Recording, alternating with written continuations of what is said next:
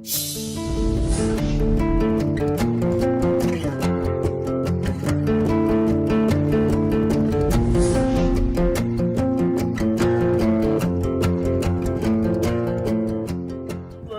for food, sing for food, homeless vet, homeless vet, homeless vet. Luke, is that you? Homeless Luke, vet. is that you? Luke, who was the staff sergeant in command of a platoon, and Alex, one of the PFCs that Luke had charge over, took under his wing and treated her like a little sister, are at opposite ends of the intersection in the city in which there was warfare. Suddenly a blast comes from behind Alex and propels her forward, landing in the middle of the intersection and in a haze. Luke is compelled to go out amongst the fire and bullets to try and save Alex. As he retrieves Alex's limp body from the street, and as Luke throws Alex out of the way, he gets hit by one of the enemy's one-ton convoy trucks and is hurled into a building and knocked out. This is where Luke sustains a severe head injury that will inevitably change the course of his life. Fortunately, the truck didn't stop to further torture Luke or Alex, it just kept going, along with a few others. Luke then recalls waking up in a stretcher in a makeshift field hospital with a pounding headache, then goes back unconscious. Homeless Luke, vet. is that you? I finally found you. This day would never come. Yeah. Luke, I've been searching everywhere for you. I owe you my life. You don't owe me nothing. Anybody would have done that in the same situation. Don't be too quick to assume that. You know, I was envious of you. How quick you were to respond, the way you put your neck on the line for just anyone. I wished I could have been like you. Hold on, you don't want to be like me. Look at me. I'm a bum out here. You got your nice car, your nice truck. Go on, get out of here, kid. Just leave me alone. Go on, get. Hold on, just wait a minute.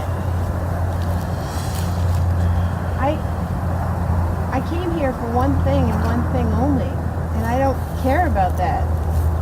You know, I need you to listen to me, okay? Just hear me out, okay? You don't understand. I owe you my life. I was in a really low place not that long ago, okay? I was depressed as shit. I didn't want to live, but you kept coming back to my mind. Kid, I'm sorry. I just get so angry, you know, and I hate the temper I have. It just hasn't been the same, you know. It hasn't been the same since, you know. I know. It did it to me too. My melon's not the same either. Look, whenever I'd get to those really dark places, I would see you, your face, and it's like you wouldn't leave me alone. And I knew, you know, I finally realized that I got a life to live. You know, you gave me that. You could have left me to be run over or blown apart, but you didn't. You took my place. You actually took the hit for me. And I knew I had to find you, and I had to show you I'm living, and I owe it all to you. There ain't no special about me. Look at me. Look at this. I mean, you know, there's nothing. I used to be where you are too, you know. Let me just help. No way, kid. Forget that. I ain't no charity case. I'm beyond help. Dude, don't you remember the fun we used to have? Passing time with the fellas, you know, playing cards out there in the desert. I mean, those were some good times, and we made a pact, remember? Yeah, I remember. You going behind. Yeah, exactly. Look, I ain't leaving you behind, okay? Come with me. You know, let me help you. I know a place, there's some good people, they can get you back on your feet, and honestly, just like they did me, okay? So, come on, let's go. I ain't going. And I'm not leaving you behind, okay? Let me do this for you. After everything that you've done for me, you deserve so much better, okay? Just don't make me go back on our pact. Just come on, let's go. He's all right, fine. Let's get out of here. All right. In that room last night. No It was problem. nice to sleep in a nice warm bed. Be able to take a shower, nice warm blankets and stuff. You know? Are you still okay coming in, or do you need a few minutes out here? No rush. I got a headache and it kind of hurts, and the coffee's really shitty in there, so I don't know what we should do. But yeah, I'm okay to go in. Okay. Well, it's pretty good in here, if I do say so myself. Definitely better than that skunk piss that we had this morning. They also have good donuts in here. Good coffee, good donuts, good people. What could be better than that? Hi, this is Luke. Luke, I'm so glad you're joining us today. We've heard so much about you. Why don't you help yourself to some coffee and donuts and make yourself comfortable. Nice to meet you. Nice to meet you too. Here's what I do with donuts and coffee around this place. Okay, so we've got some new guests joining us today. We're going to go around the room and do introductions, and I will introduce myself. Now you guys can share as much or as little as you like, but please at least share your name so that we can have some connections outside a group and have more of a sense of community, okay? So I'm Marcia Johnson, and I am your local VA representative from Togus. As you can see, I am not from the state of Maine. I grew up in Virginia, but I am so happy to have been transferred to such a beautiful state. So, I am a retired Master Sergeant, and I served in Operation Enduring Freedom out in Afghanistan. I suffer from PTSD as well as rheumatoid arthritis brought on from some exposures to toxins while over there.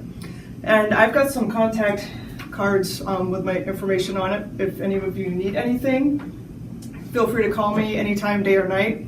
So enough about me. Let's start going around the room to my right, starting this way. Hi, my name is Alex. I was medically discharged as a PFC in the United States Army. I served in Operation Iraqi Freedom. I suffer from PTSD, and I sustained a head injury while serving there, actually under this guy. But thanks to him, that's all I got was this injury and nothing more. Hi, my name's Luke. Yeah, I'm Luke. Hi, I'm Victoria. Okay, well, welcome y'all. So let's go over what we talked about last time about the different effects that PTSD has had on us in our, getting back into functioning well in the civilian world. Now, you all shared some of your go-to fixes for when experiencing anxiety and trigger events. So let's touch on that a little bit more, as we were only briefly able to discuss it the last time. So who would like to share first? Let me talk about what's a major trigger for me. You know how ever since fireworks became legal in the state, people are setting them off for anything and everything imaginable? It's like, it's Friday, weekend's here, bam, fireworks, or my kid's Pee Wee football team won, bang, fireworks. That shit stresses me out, I start ducking, looking for cover, break out in a cold sweat, heart pounding. It just takes me to a place I don't want to go again. And the only thing to calm me down was some Allens. It was just so smooth going down. And, I got to a place where it was my go-to for everything. And I mean everything that wound me up. Getting back to a normal life, when you spend so much time on edge and, looking over your shoulder, expecting mortar rounds or IEDs around each corner, and learning to trust your environment and just people again, it's really hard. Yes, Alex, that is so true. It is hard to get back into the swing of things and to try to find an outlet when the going gets tough. Now, you mentioned that you started to go to your choice of alcohol. What was that again? Allens. Oh, right. Allens. I had to look that stuff up because you all seem to have that as your go-to around here. Champagne of Maine is what you locals call it. Right. Now, don't you all be bringing that up in here for your coffee now. All right. Let's get back to business. So, Alex, how did this affect you in the long run? Did it really help you out? Well, at first, yes, I needed to calm down, get some sleep so I could go to work the next day. And I had such a good job. It was perfect, my dream. I was a diesel mechanic, just like I was before. And things were going so good for a while.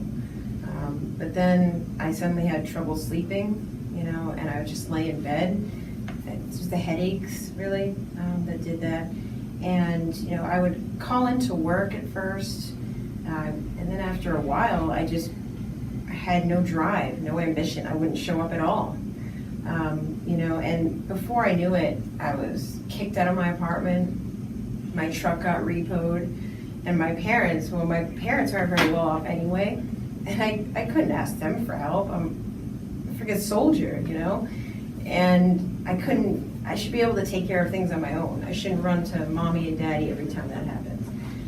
So I couch surfed, you know, I stayed with friends, and I partied hard. It was kind of like being in school, you know, it was old times. But then, you know, eventually, before I knew it, they didn't want me there. You know, I was a grown woman who couldn't take care of herself, and they were trying to raise families, and they didn't want that kind of influence around them. So before I knew it, I was on the streets. So Alex, what brought you to the point where you just finally said enough is enough? I mean, you were able to find a job, you seem to be doing really well, you saved up enough money to buy a vehicle, you even, you know, saved up enough money to make a move to Maine and buy another vehicle. So, you know, what did it for you? Well, I just got to the point where I was at my lowest of lows. You know, I just wanted to end it all. I couldn't take the pain anymore. What I thought was helping me in the end was taking every bit of life I had left. And I just felt so alone. And one night, I drank the last of my Allens, and it just wasn't enough. I was still in so much pain. So I took the bottle and I smashed it, and I took the sharp edge and held it to my throat. If I was going to do it, I was going to do it right. And when I was, you know, trying to press down, I saw a flash of light, and you know, I saw his face, and he called out to me, you know, I won't leave you behind. It kept repeating over and over, and then it was like someone was screaming it at me, demanding me to stop, you know. And you know, he had saved my life before. It was Luke, my sergeant, you know, and I saw his face so clearly, his voice, you know, and he didn't want me to take my life, and he wanted to save me. He was doing it again. And from that point, I just knew. I knew something had to change. I had something more in store than this. So I would do what it takes. I would get on, you know, the meds. I would get the help I needed, a shrink, whatever. And I would stop throwing my life away. I would make that change. You know, he gave me that chance. I mean, what a slap in the face for this guy to save me and then do that. I mean, put his life on the line for me, and for what? This wasted life? It wasn't a waste. A waste, don't you ever say that, no matter what you think. If I could go back, I would do it all again. I hate what we've become. You talk to me like I'm some big hero, something I was just doing my job. What I was trained to do, nothing special about that. What I hate the most is I can't function. I can't do anything like I used to. Now I can't even get out of my own way. I can't move fast enough, can't think fast enough. I can't do anything fast enough. It's like I'm someone else. Body. It's reacting to things in a whole different way, but I should, you know, I should have gotten help when I needed it to begin with. I thought if I tried to handle my own, I'd get better. No meds, no therapy. That's for wimps. I'm a fucking sergeant. First sergeant. First class, and I made the things happen. I was the one that people came to. I got it done. But I can't do this anymore. I can't do this on my own, Alex. Thank you for reminding me, for not leaving me. Bye.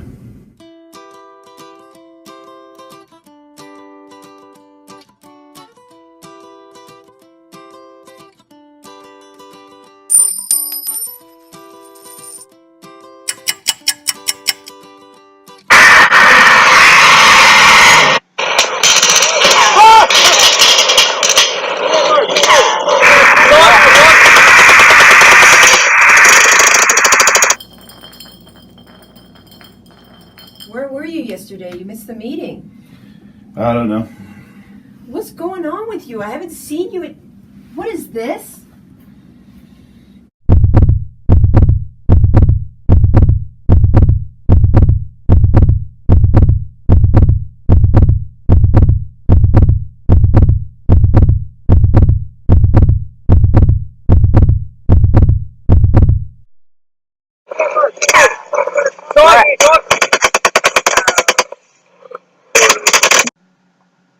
Go,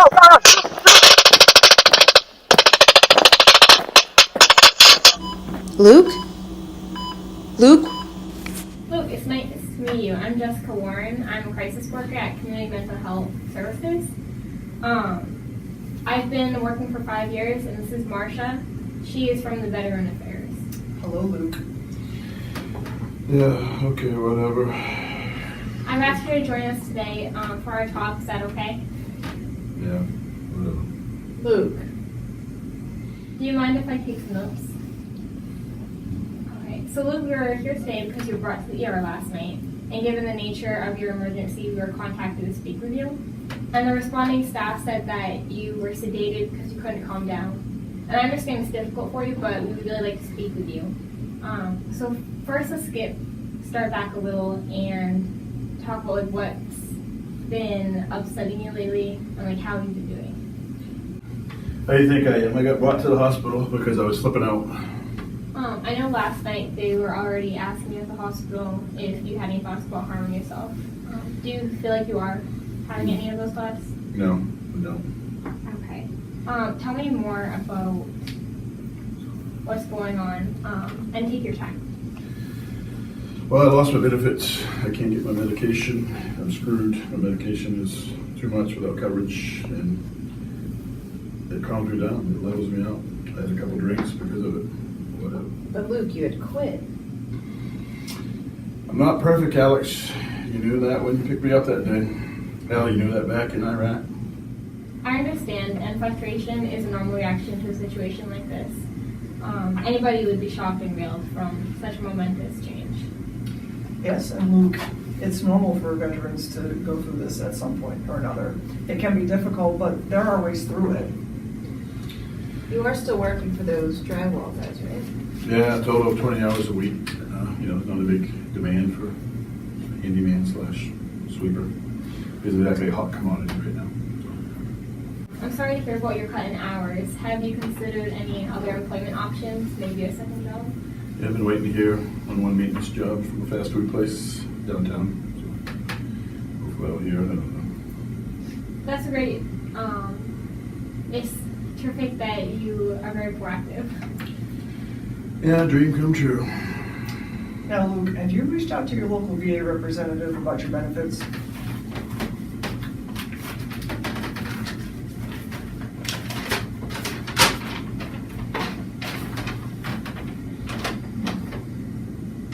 Well, it looks like it says here the decision has been appealed, and the outcome reversed. So this is good news, right? Yeah, it's fabulous, but not for now. It doesn't really do a thing for me. It's in January. It does seem like things can change this time positively. Do you drink more when you're stressed? Yes, and angry. Do you often find that you lose control or you feel escalated after you've been drinking? Yes, sometimes. Yes. It sounds like alcohol hasn't been helping, and prior to your benefit ceasing and your hours decreasing, you were doing better. How long ago had it been before this past week that you had a last drink? It's been 5 months. That's great. It can be difficult when unexpected stress arises. This has been a coping mechanism for you for so long that it can be hard not to resort back to that. I see here that you went to AA as well as support group for your PTSD. What made you stop going? Yeah, it was good. There was a lot of like-minded people at each of them. And is it often helpful when you are surrounded by people who have been through similar experiences? It sounds like this support group did that for you. Yeah, I missed 2 meetings. Jeez, it's not a big deal. Real nice of you to share, Alex. I was concerned. That's what friends do. Then I find you on your couch, drunk, like you've been on a bender for days. And then you storm out. I find you curled in a ball on the ground, shaking. What do you expect me to do? What happened after you left your home last night? I don't want to. Please, Luke, just try. I was upset. Trying to just get away. There was so much noise. So much pressure anyway. I found a group of kids hanging out and they whistled at me. I ignored them. And then they kept trying to get my attention. And calling me bum and old drunk. Finally, I snapped, turned around and screamed back at them. I don't remember what I said exactly. Some sort of insult. They laughed and at me, and like they couldn't care less. Then one of them said, "Want to play a game?" Or at least I think he did. I didn't even know. And it sounded just like Dave. Who's Dave? Dave was in our squad. He didn't make it. Luke saved my life that day and many others.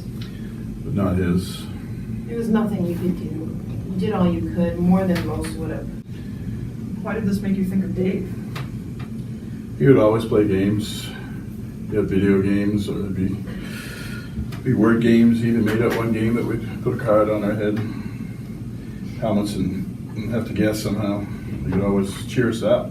After I heard that, I could suddenly smell licorice. He'd get packages of those from his family in troves, you know. Then I heard an explosion. I smelled smoke and burnt licorice. I couldn't move. All I could see was his face, and I couldn't move. It was like I was there again, bailing all over. Luke, I appreciate you sharing that. And I'm sorry you had to experience this. I want to let you know this is a completely normal response to trauma. I mean, being part of a battle can be a scarring, resonating thing. You're not alone. You're not alone. I'm not leaving you behind. It sounds like you have a great support system, but it seems like it's easier for you to turn to alcohol whenever you experience trauma. Is that right? I believe continued participation in your groups is going to be instrumental in getting you back on your feet. It is also important you don't miss a dose. Marsha can help you with the affordability. We have a prescription benefits program that's different than your healthcare plan. It will considerably cut down on your monthly costs, but we can also file for temporary assistance until this issue is resolved as well. These are all viable options for you, Luke, but what is most important is what you want. What are your hopes? I want to get better. I want to be able to have something bad happen without it ruining my life. I want to be mentally healthy. I want freedom from my problems. So it sounds like you are ready for a change and willing to take the steps.